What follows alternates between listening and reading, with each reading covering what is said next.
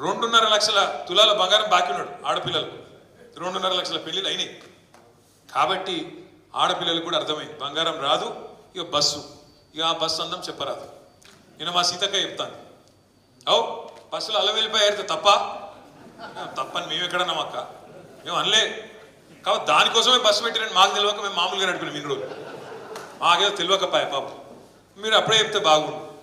బస్సుల కుట్లు అల్లికెళ్ళితే మేము తప్పని మేమెందుకంటాం అక్క, ఎక్కువ పెట్టు బస్సులు తన్నుకుంటాను మంచిగా లేదు, పెట్టు మనిషికో బస్సు పెట్టు. మేమెందుకు అంటాం, మనిషికో బస్సు పెట్టు మంచిగా, అంత కుటుంబం పోయి మంచిగా కుట్లు అల్లికలు అవసరమైతే బ్రేక్ డ్యాన్సులు రికార్డింగ్ ఏం చెప్తారో చేయరు. మేమెందుకు అంటాం, ఏమంటారు చేయండి.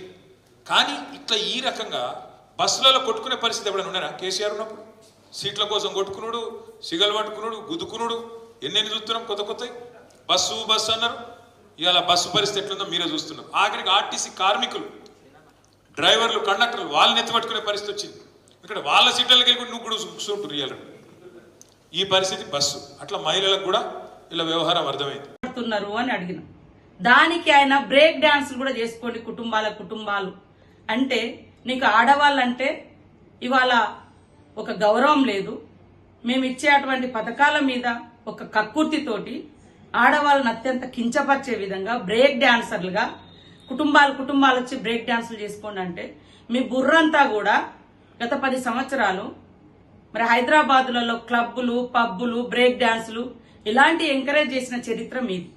కానీ నేను మహిళల్ని గౌరవించే వ్యక్తులుగా నేను గాని, కాంగ్రెస్ పార్టీ గాని, మా సీఎం గారు గాని మహిళలకు ఏ అవకాశం ఇచ్చినా వాళ్ళు ఆర్థికంగా ఎదగాలని, వాళ్ళు శ్రమ కోరుకునే వాళ్ళు, శ్రమ చేసే శ్రమజీవులు ఆడవాళ్ళు, వాళ్ళకు ఉండేటువంటి టైంలో ఏదున్నా కూడా టైం వేస్ట్ చేసుకోకుండా చేసుకుంటారు అని మాట్లాడి. అందులో తప్పేముంది?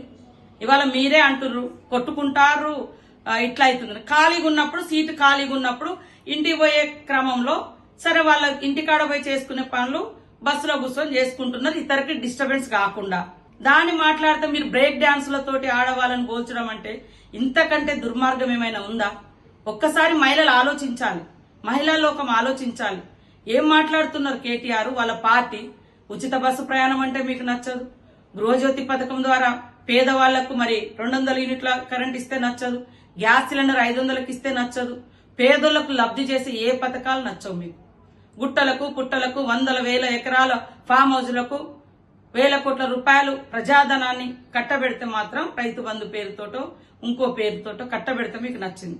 మహిళలకు ఉచిత బస్సు పయనం పెట్టిన కానుంచి ఎంత కక్కుర్తి పడుతున్నారు, ఎంత దుర్మార్గంగా ఈరోజు బ్రేక్ డాన్సులు చేసుకోండి అనే మాట నీకు ఏ రకంగా వచ్చిందని నేను అడుగుతా ఉన్నా.